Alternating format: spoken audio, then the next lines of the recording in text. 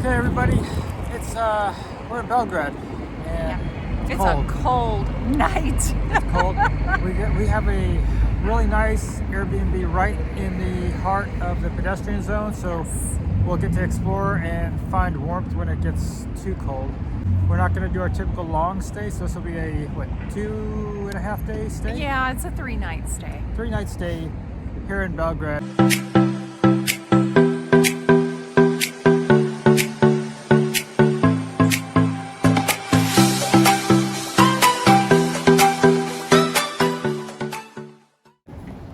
If you're new to this channel, Julie and I, we're traveling the world with our 2 dogs. We're trying to see what it's like to live places, check out the cost of living, meet people, and have experiences. And we want to share that with you.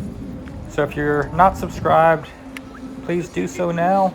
And don't forget to like this video if you find it interesting and informative.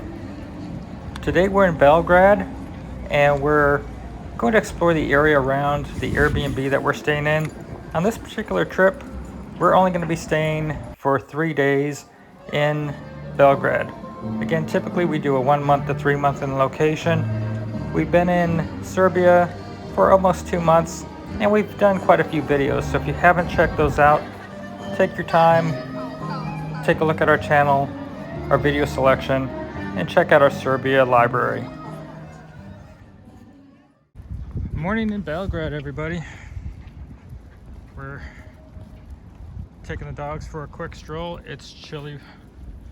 There's plenty of grass space down here, so if you're coming into downtown Belgrade to stay, check out the Google Earth maps before you do your booking. But there's lots of little green spaces in front of a lot of places downtown, so you may be able to get a prime location with a pet and still have the access to some green space. Now, a lot of dogs actually run around here without a leash, but in our situation, we're going to keep ours on a leash unless we know there's some sort of a wide open field and place where we can keep track of them.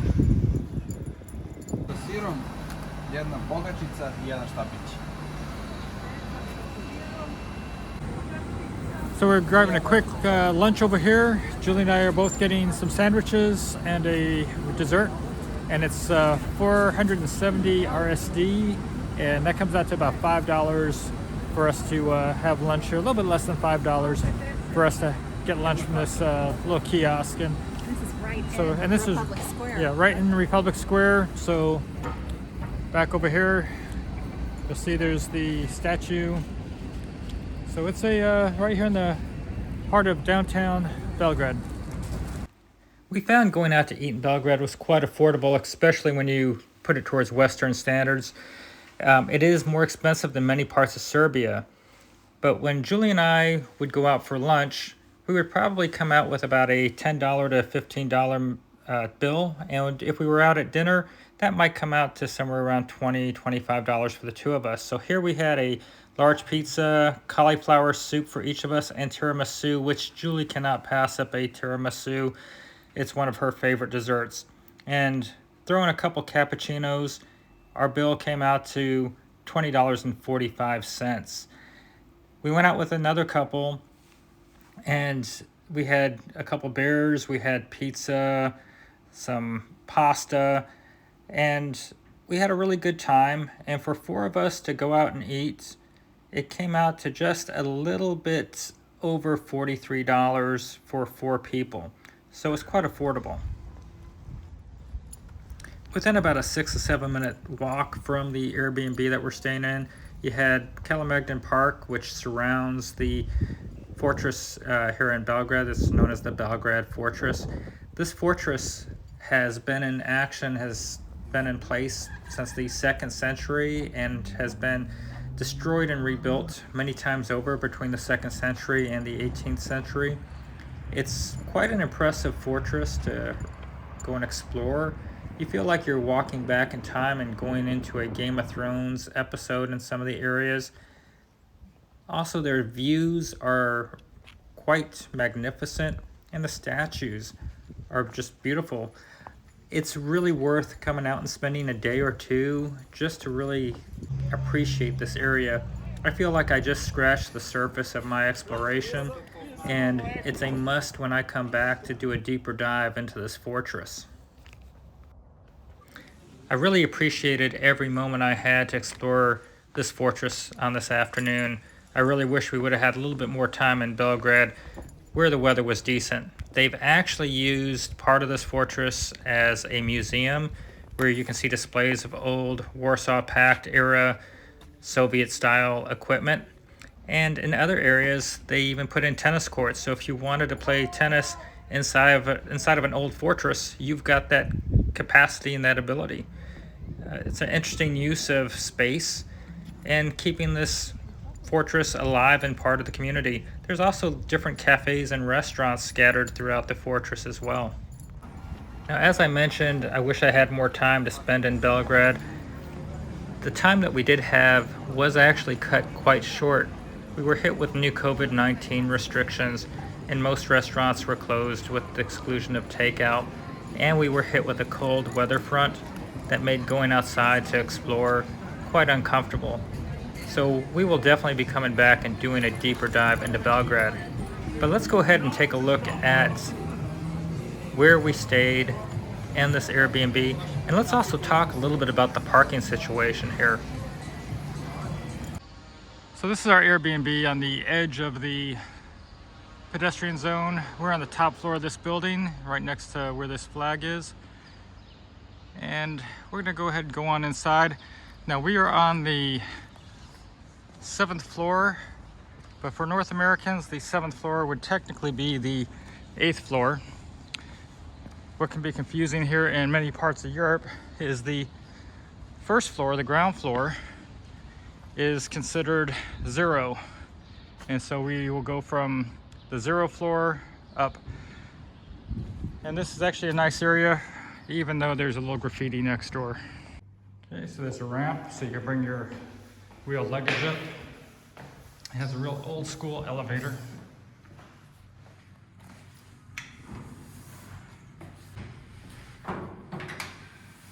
We open up, come inside. Gotta close these doors by hand. And again, here's the 0 floor, which is actually the ground floor. First floor is actually the 2nd floor, and 7 is the 8th. And that's if you're in North America. In Europe, that ground floor is oftentimes, there's always actually the 0 in many countries, and the 2nd floor is 1. So you have to get your thinking rearranged to the way Europeans count their floors.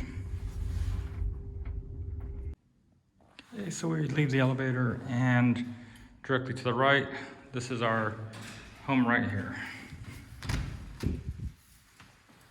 All right, it's here to greet me.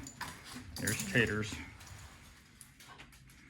And so as we come in here, you'll see there's a bathroom with a washer.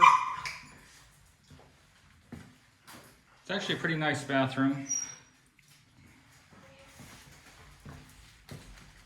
Coming over here is the first bedroom.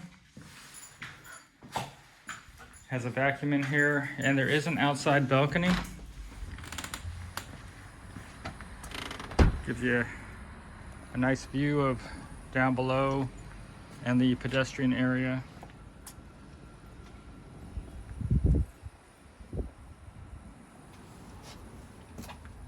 We'll go back inside.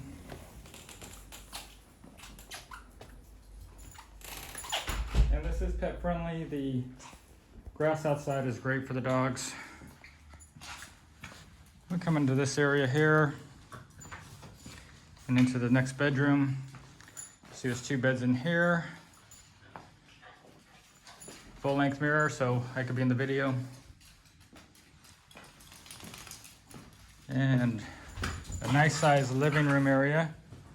Couch. Some interesting wall decorations. There's Julie. And Arya wants to be heard. There's a microwave, oven, 2 burners. There is a dishwasher here. So this place was nice to stay in, good location. They did a lot of high-end things with some of the appliances and things that they have in here, but the shortcomings were that if you come here There may not be any shampoo in the bathroom or soap, and while there's a dishwasher, there was no dishwashing detergent left here. You know, some of the basic things that you would expect weren't here, but there's some great appliances. This is a great place for a long-term stay, but if you're coming here for just a couple days, you might find yourself buying some things to get through the couple days if you wanted to cook in the place, but also if you need to shower, bring your own soap and shampoo. Anything to add here, hon? No, that's what I'd have to say. Trash bags, nothing of that was included in this. So excuse our mess. We're getting ready to pack up and go. We're gonna put a link for this place into the video description if you'd like to rent it.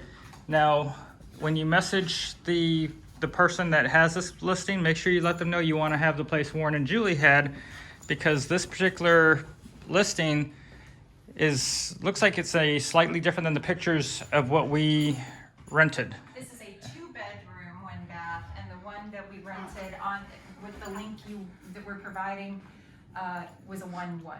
So please do verify which one you're getting. It's a different address.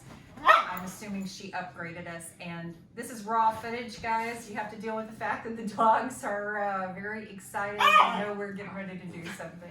Yeah, we're on our way to Zlatibor, and but this has been a nice visit in Belgrade, and again, this location was fantastic. Yes, you could not ask for better. You are literally in the pedestrian zone. Okay, everybody, so parking for this place is right across from Republic Square. We come over here, and you're gonna see the sign over there that has that blue on there. That is going to be where the parking garage is, and we're going to go through a tunnel right over there, and that's where we're parked. Okay, so your parking is right out here. You'll see that there's a gate that says there's a towaway, big blue. You have a remote to open that gate. It's a small tunnel that will take you back here towards the parking area for this Airbnb. And these parking spaces can be pretty tight. So if you have a larger vehicle, it's gonna be a little bit hairy trying to get in. You're gonna have these metal poles that you'll have to squeeze between. And you'll see there's our vehicle, and you'll see how close these metal poles are. But it's a daily extra fee for this Airbnb parking. And Julie, how much are we paying per day for this parking? €10. 10 euro per day to park here in downtown Belgrade. Parking in Belgrade can be very difficult. Please download this app before you show up in Belgrade if at all possible, and you'll want to get your credit card loaded. Most of the people in Belgrade are able to use the SMS and have it charged against their phone carrier, but if you're not on a European phone, you'll need to have the credit card in here. It's very inconvenient for tourists to come here, especially if you're coming from North America. Now, also keep in mind that this is only for Belgrade. If you were to go somewhere else, you will get a ticket when you try to use the app, as we did in Novi Sad. And the Novi Sad parking system does not have the ability to do a credit card. It's only SMS. So there you're going to have an even more difficult time finding parking. But Belgrade overall is a beautiful place. We very much enjoyed our stay. We hope that you enjoyed this video, and if you're coming to Belgrade, we hope it was informative for you. As a reminder, Julie and I were traveling the world, and we're trying to spend 1 to 3 months in each country as we go, and we're taking our dogs along with us. We hope that you'll subscribe and join us as we look at the cost of living, have adventures, and see if different countries, different cities are the right locations for you to potentially go to as an expat. As Julie and I travel through Europe over the next 5 to 10 years, we will oftentimes be staying in Airbnbs, apartments, or hotels that are dog friendly. If you have a property that you would like us to feature, please make contact with us through our Gmail account located in the video description. Please only do so if you're very comfortable in the quality of the property that you would like us to visit. We hope you enjoyed today's video, and until next time, have a great day, everybody. Bye-bye.